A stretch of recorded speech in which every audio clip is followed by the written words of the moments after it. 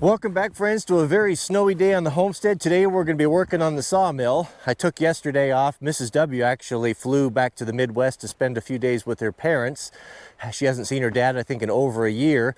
So my mom came out, so I was running around picking everyone up. So we're back in action now today. So you know we're serious when I got a brand new pair of my Logger Specials on. These are my favorite cotton gloves. So today we're going to be building sleepers. When we moved from the old homestead, a lot of those things, those custom things I built for the sawmill got left there and turned into firewood, right? So we're going to rebuild those today so we have a good stable platform, because when we're milling these big timbers, we're going to be building some big 12-inch stuff. We have to have a real secure base or you don't get very good cuts. So I got everything in the back. Let's jump in and get started. And also we have a special visitor that's going to be helping today. That'll be coming up here soon. So let's get unloaded and get to work. A sleeper, if you don't know, is basically a set of wood runners or stringers that are going to sit on the ground that are going to support our logs. Now, as you've probably seen in the past, the Lucas sawmill raises up and down on the winches. That's how you set your depth for the timbers that you're cutting. What I found is if you put one right on the ground, there's a couple problems. First off, there's not really a way to secure it from rolling. You can wedge it, but it just doesn't work very well. So we're going to have a bulletproof ironclad wedging system that's going to hold it secure. The other problem is that the sawmill doesn't drop low enough to get every little bit out of that log, and you end up leaving quite a bit of material that could be, you know, a 2x6 or a 2x8 that's kind of wasteful. So by lifting it up on a little bit, it allows you to really maximize all of the material. So we're going to start with a set of 6x6s, and we'll get those built right now. We'll build them together here. I can't stand working on the ground. It's always worth it to take a moment and get your sawhorses set up. Well, speaking of special visitors, here she comes.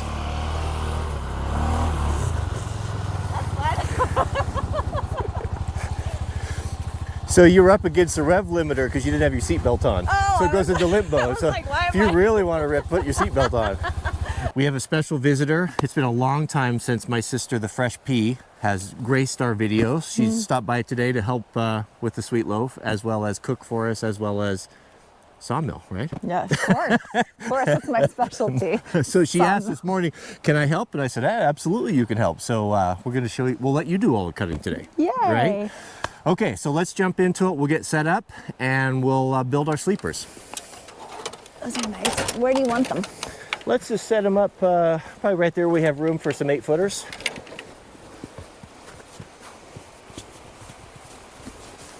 Actually, let's put it right over here. We can get closer to the toolbox. Okay. I'm going to show you what we're doing here and with the sleeper, kind of how it works.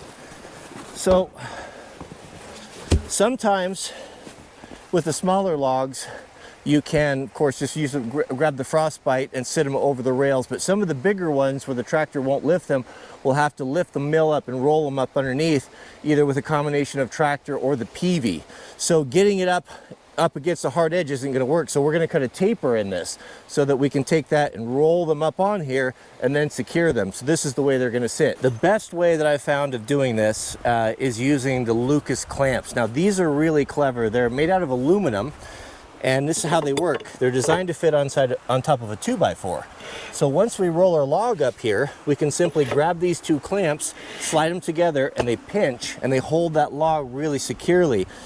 And they're also, notice that they're made out of aluminum, so they're sacrificial. So if you happen to get down really low and nick them with the blade, as I've done here a couple times, you're not going to destroy your carbide teeth. So that's really important to have. So we're going to mount these 2x4s right on here. These are 8 foot. We have 8 foot 6x PT, and we're just going to throw a few deck screws in here, and then we'll cut the angle all at once so they match perfectly.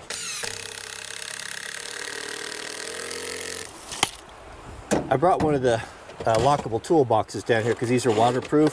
That way we can keep all of our tools dry since it's been raining and snowing and locked up at night. So I don't have power over here yet, so we'll just use the Honda. What's the chance of the Honda starting up first pull after sitting for a year or so? Woo! What, 12 pulls? Not bad. Not bad.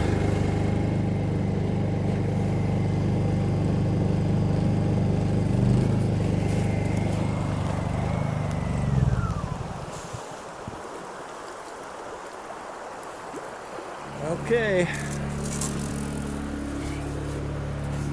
Here comes the scary part. I can't see the line very good, but that's all right.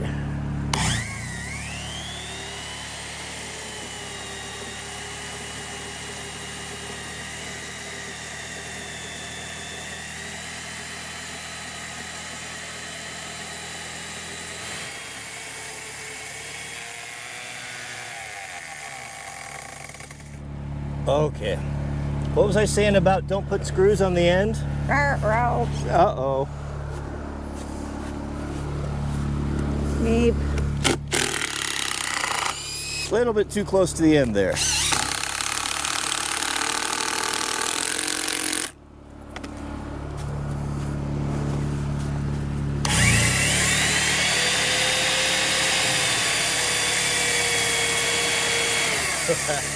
That completely destroyed the blade. Uh-oh. Well, we'll freehand the next one. How's that? I got some sharpening to do back in the shop.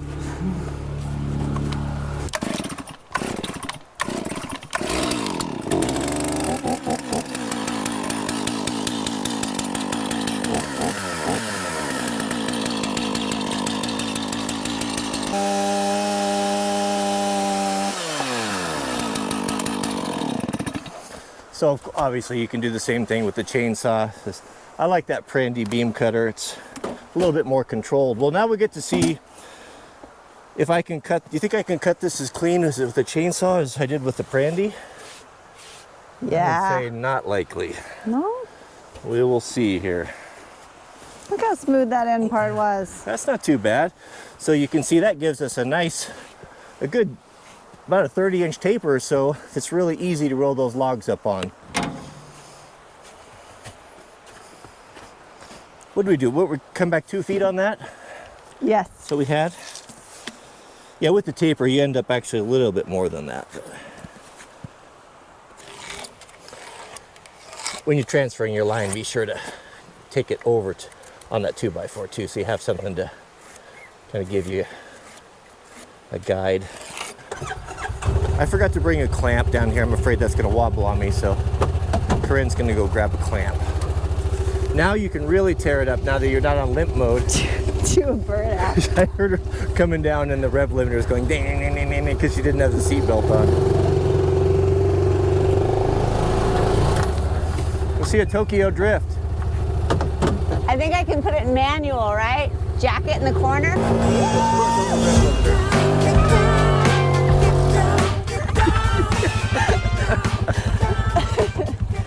That's fun.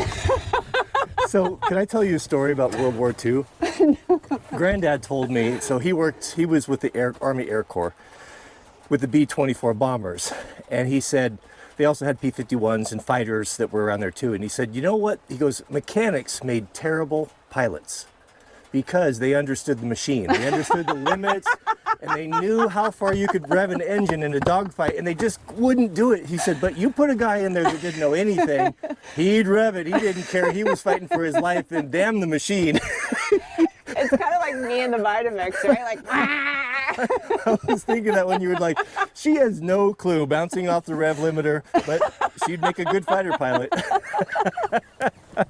Okay, we're going to freehand this guy.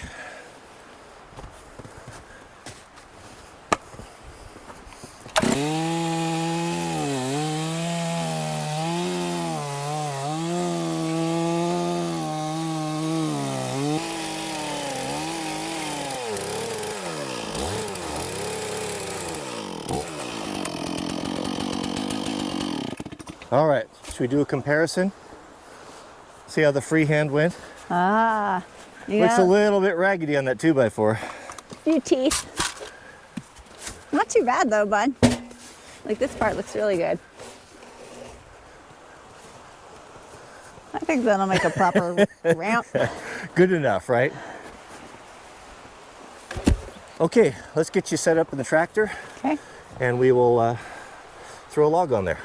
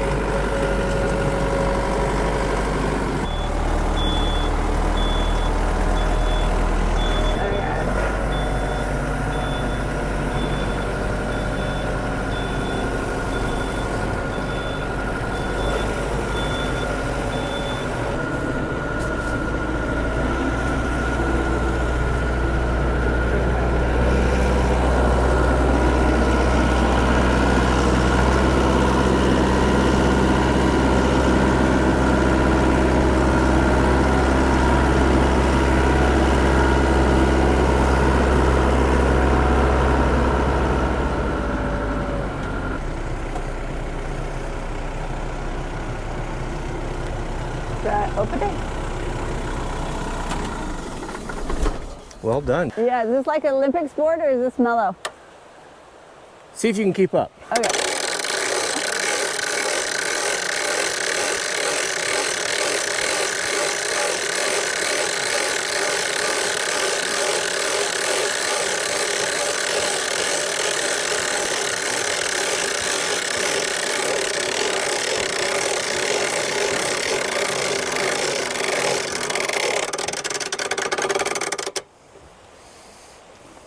Did you keep up? I was lifting the engine. So the tools, the best tools I found for moving these heavy logs, and don't take them for granted because they, I mean, this right here is pushing probably well over a ton here. Very heavy, wet wood. Is a peavey. This is an old school peavey, and a picaroon, handy for stuff. So remember those wedges that we had left over from those sleepers. If you hook on one edge. Ooh. Whoa, you might make it. Gosh, you had somebody good on that tractor. Nice work. You ready?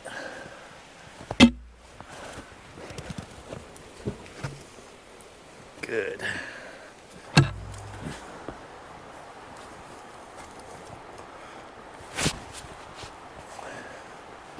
Right there. You got it. Nice work. Now we can put on our, I'll show you these clamps over here. Once we've got this in place, that's where these guys come in. Now they just jam up there. I'll just take my hatchet typically, or a hammer, and seat this in because you want it tight. Lock it down. Now we put these on both sides. It's completely secure. And we have all that force of that blade going through there. We don't have any movement at all. And you get a lot better timbers and it's a lot safer. I feel like I've done a day's work. Woo! Where, I don't know about that hat. Where did you get that? What hat? You did that on purpose. Somebody had to represent. So what do you think of the flat brim? Oh, I'm all about it. Why is that? I get I get more grief from the flat bill brim than anything else. Like, what do you're more too sun. old for that, and are you trying to be a rapper? But the truth of the matter is that Granddad wore flat brim as well as the guys all used to. Yeah. On the West Coast, right? What's worse, your toupee or the flat brim? So rumor has it that the Fresh Pea might be doing some video content. Is that true? It's true. Can you tell us what it's going to be, or is it going to be a secret?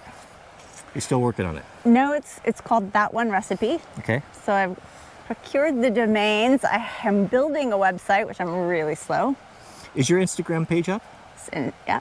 I'll put a link in the subject heading, and actually Corinne came over today because it's been a while since she's done some video content and wanted to kind of shadow me and kind of get back into it a little bit. So yeah, we might be doing some stuff together. We have some, we've been conniving and scheming about some big projects out here that we'll be talking more about this summer, but I imagine we'll be doing them together as well. So go on over to our Instagram page, and it'll be kind of the landing place, and then you can get updates if and when you get started and start making those connections. But Right. yeah, looking forward to it. All right, anything else? No. All right, well, thanks for watching. May God bless all of you. Please keep us in your prayers, and we'll see you all on the next video.